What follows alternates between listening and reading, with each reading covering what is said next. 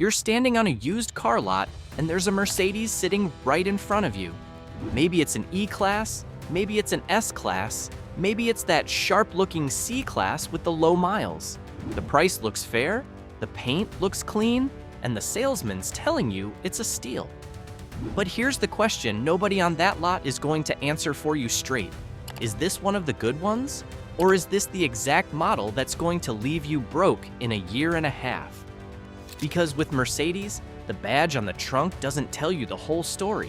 Same name, same body style, sometimes even the same year, and yet one of these cars will run past 200,000 miles without complaint, while the other one will hand you a repair bill bigger than what you paid for the car in the first place.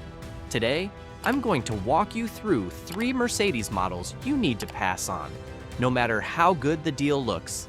Then, I'll give you 4 models you should actually be hunting for. Let's get into it. Number 3, the Mercedes-Benz E320. Now this one hurts to talk about because on paper it looked like a solid family sedan. But the early versions of this V6 had a serious problem buried deep inside the block. The engine uses a balance shaft to smooth out vibration, and on the early production runs, the gear driving that shaft was made from a soft, sintered metal instead of proper hardened steel. Over time, the timing chain chews through those soft teeth. Once that happens, the camshafts and crankshaft fall out of sync. You'll see codes P0016 and P0017 pop up on the scanner, and that's your warning sign. Something's gone wrong internally. Here's the kicker. That balance shaft sits deep in the lower part of the engine. Fixing it means pulling the whole engine out of the car, removing the timing cover, and dropping both oil pans. That's not a weekend job. That's a $3,000 to $4,500 repair bill on a car that's only worth $4 to $7 grand to begin with. On top of that, these engines are known for oil leaks from a centrifuge cover in the back of the cylinder head, which drips right onto the plastic intake manifold linkage and wrecks that too. That leak doesn't stop there either. The oil finds its way onto the swirl flap actuator arm, a plastic piece that controls airflow into the engine, and once that gets soaked, it degrades and the whole intake manifold assembly needs replacing. There's also a set of small plastic expansion plugs at the rear of the cylinder head that harden with age and start leaking oil directly onto the hot exhaust piping underneath. That's not just messy, that's a fire smell you don't want to catch on a hot summer drive. Between the balance shaft, the centrifuge cover, and those hardened plugs, this engine has more ways to leak and fail than most guys want to deal with on a family car. If you're seriously considering one of these, don't just kick the tires and check the Carfax. Get under the car with a mechanic and have them pull the engine serial number right off the block. Any M272 engine with a serial number lower than 2729.304689993 still has that soft balance shaft gear in it, and that's a gamble I wouldn't take with my own money, let alone recommend to you. Before we get to the next Mercedes model, if you want a more in-depth look into how your BMW or Mercedes can last 100,000, 200,000, or even 300,000 miles, these ebooks reveal the exact maintenance secrets and brand-specific strategies that every BMW or Mercedes owner should know. If you want to check them out, the link is down in the description below. Number 2, the Mercedes-Benz S550. This one's a sharp-looking car, big V8, plenty of power, and that's exactly why so many guys get pulled in by it. But this twin-turbo V8 has a handful of problems that all seem to show up around the same time, and none of them are cheap. The block on this engine uses an open-deck aluminum design with unlined Silatex cylinder walls. Under heavy heat, and if you stretch out your oil changes, that thin wall flexes just enough to break down the oil film protecting it. Once that happens, the pistons start scraping the cylinder walls directly. That means oil burning, piston slap you can hear, and eventually the engine loses compression. At that point, you're not fixing it, you're replacing the whole engine. As if that's not enough, The camshaft position sensors and adjuster magnets on this engine have a habit of leaking oil straight into the wiring harness. Oil wicks along the copper wires like a candle wick and works its way into the main computer. That gives you random misfires, sensor failures, and sometimes a fried ECU. Then there's the turbochargers themselves. The linkage bushings wear out from heat cycling, the wastegates get sloppy, and because the turbos are tucked in tight against the engine, replacing them means dropping the front subframe just to get to them. There's a fourth problem that doesn't get talked about enough, and it happens before the car even warms up. Early versions of this engine were missing a simple check valve in the oil passages feeding the cylinder heads. That means oil drains back down overnight, so on a cold start, the timing chain is running dry for a few seconds before oil pressure builds back up. That kind of dry start, day after day, stretches the chain and cracks the plastic guides holding it in place. Think about how many times you start your car cold in a week. Now imagine every single one of those starts is slowly wearing down a part that, if it fails, can cause the chain to jump timing entirely. On an engine like this, a jump chain means the pistons hit the valves, and that's a totaled engine, not a repair. Between the engine, the wiring, and the turbos, you're looking at repair bills that can run past $15,000. On a car that sells for 12 to 22 grand used, the math just doesn't work in your favor. If you're set on buying one anyway, at least have a shop run a bore scope down each cylinder before you sign anything, so you can see the scoring for yourself instead of finding out the hard way. Number 1. The Mercedes-Benz C300. This is the one I'd steer you away from the hardest. This turbocharged 4-cylinder was supposed to be Mercedes' efficient, high-volume engine, and for the most part, it drove nice. But the early production runs had a manufacturing defect that had nothing to do with maintenance and everything to do with how it left the factory. The piston wrist pins on these early engines were machined outside proper tolerance. That lets the piston rock slightly inside the cylinder every time it fires. Over time, that rocking motion knocks the wrist pin loose, scores the cylinder wall, and can eventually crack the piston skirt clean off. When that happens, the engine is done, and there's no warning light that tells you it's coming. On top of that defect, the cylinder heads on these early engines are cast thin and prone to cracking near the exhaust ports. That lets coolant seep into the combustion chamber, which causes overheating and blown head gaskets. And just like the V8 we just talked about, the camshaft sensors here leak oil into the wiring harness too. This engine also had a sibling version built sideways for the front-wheel drive models used in cars like the CLA. Same basic design, same wrist pin issue, same oil into harness problem.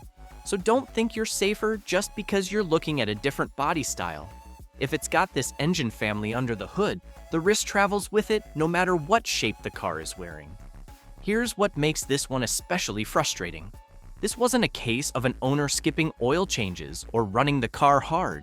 This was a defect that rolled off the assembly line already built in.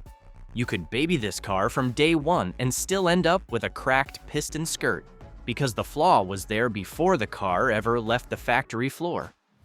A full engine replacement on this car runs $9,000 to $14,000. That's on a vehicle that only sells for 11 to 18 grand used.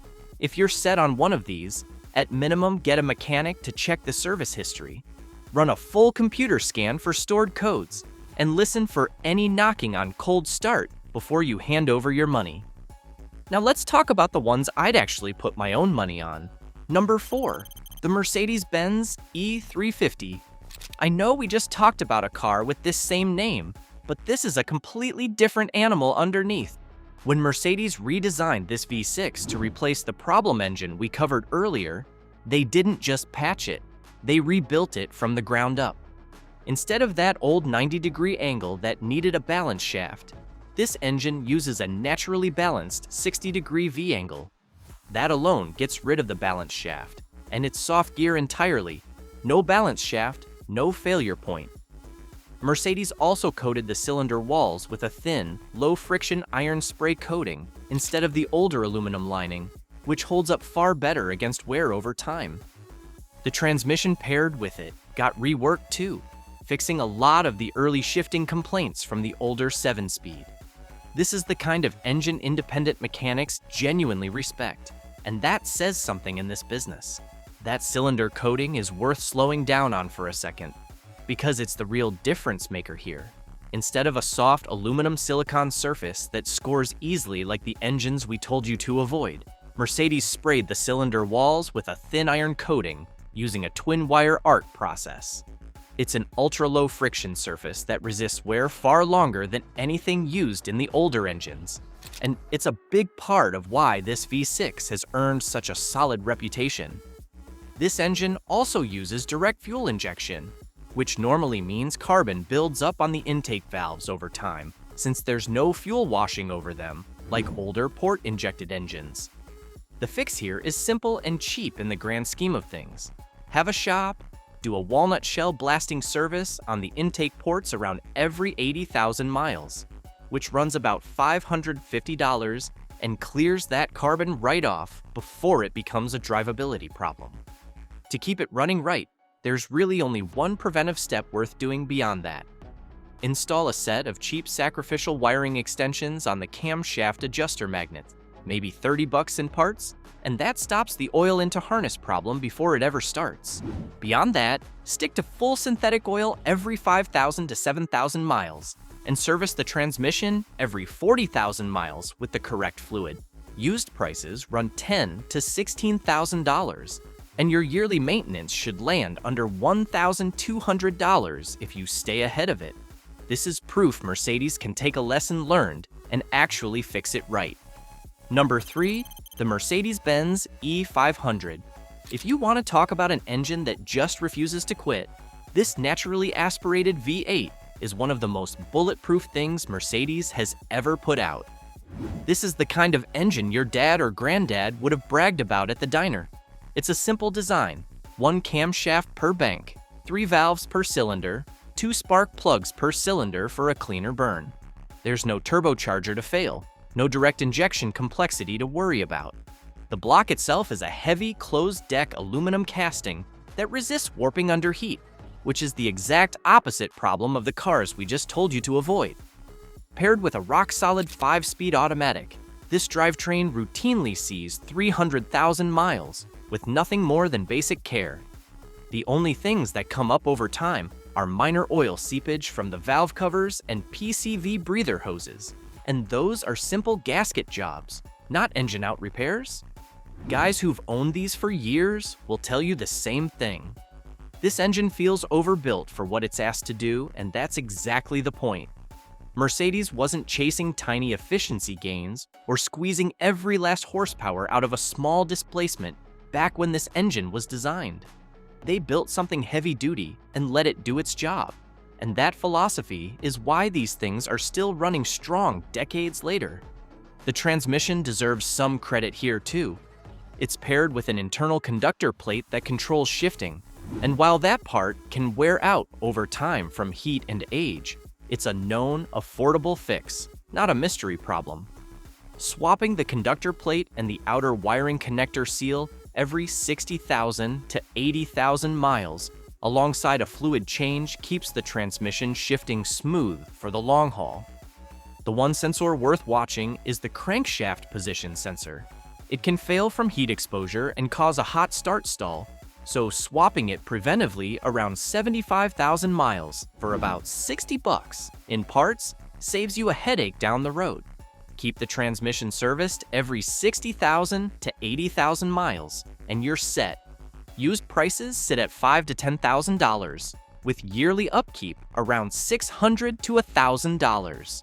For that price, it's hard to find a more dependable used luxury car on the road today. Number 2, the Mercedes-Benz E320. This is the 6-cylinder little brother to the V8 we just covered, and it shares almost everything under the skin. Same cylinder head design, same valve train, same piston coatings, same connecting rods. Mercedes basically took an overbuilt V8 architecture and trimmed it down to a 6-cylinder, which means this engine is stronger than it really needs to be for its size. There's no direct injection to complicate things, no balance shaft to fail, no timing chain drama. It's about as straightforward and low maintenance as luxury cars get. Paired with that same tough 5-speed automatic transmission, you're looking at simple, honest transportation that just keeps running. Think about it like this. Mercedes basically gave you a V8's worth of engineering confidence in a smaller, more efficient package. You're not sacrificing durability to save some money on the 6-cylinder version.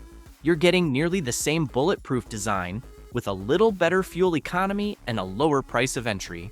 That's a rare thing in this business, where usually the smaller engine cuts corners to hit a price point. Here, Mercedes didn't cut anything that mattered. They just built a smaller displacement version of an engine family they already knew worked and let the years prove it out. Routine care is basic. Oil and filter every 5,000 to 7,500 miles with the right full synthetic. Because it runs 2 spark plugs per cylinder, you'll want to swap all 12 plugs and wires around every 80,000 miles. A transmission fluid and filter service every 50,000 miles keeps the shift smooth for the long haul. Used prices run $3,500 to $7,000, with annual maintenance costs as low as $500 to $800 a year. If you want a low-stress, dependable Mercedes to hand down or just drive into the ground, this is about as good as it gets for the money. Number 1, the Mercedes-Benz E320 CDI. If you do a lot of highway driving or just want something that'll flat out outlast you, this diesel inline-6 deserves your full attention. This engine represents Mercedes at its best when it comes to commercial-grade diesel engineering. It's built on a heavy cast-iron block with a forged steel crankshaft, paired with a high-pressure common rail fuel system. And here's the important part. This particular version came in before all the complicated emissions equipment. No soot filters, no fluid tanks, none of the failure-prone add-ons that plague the newer diesels. That's a big deal, because it's usually those bolt-on emissions systems that cause headaches, not the engine itself. You get strong low-end torque, real highway fuel economy over 37 miles per gallon, and plenty of examples out there pushing past 400,000 miles on the original internals. That's not a typo, that's just how well built this thing is. The fuel system on this engine is worth mentioning too. It uses a Bosch common rail direct injection setup, which was cutting edge for its time, and still holds up well today as long as you keep clean fuel running through it. That combination of a forged crankshaft, cast iron block, and high-pressure injection is basically the diesel equivalent of overbuilding. The same philosophy that made the gas V8 we talked about earlier so tough. Guys who tow trailers, drive long highway commutes, or just put a lot of miles on their vehicles every year should be paying close attention to this one. This isn't a car built for quick trips to the store. It's built for the guy who's putting 20,000 or 30,000 miles a year on his odometer and wants an engine that can handle that kind of workload without flinching. Keeping it running long-term is simple. Change the inline fuel filter every 20,000 miles, run the correct low-ash diesel synthetic oil to protect the turbo bearings, and check the injector seals every 30,000 miles before any small leak turns into carbon buildup. Used prices run $6,000 to $11,000, with yearly upkeep around $600 to $900. For pure long-haul durability, this is the one I'd put my money on without hesitation. So there you have it. 3 Mercedes models that can drain your bank account faster than you'd ever expect, and 4 that'll carry you well past 200,000 miles if you treat them right. The difference was never about the badge on the trunk. It was always about the engine sitting underneath it. Do your homework, check the service records, and the right Mercedes really can last a lifetime.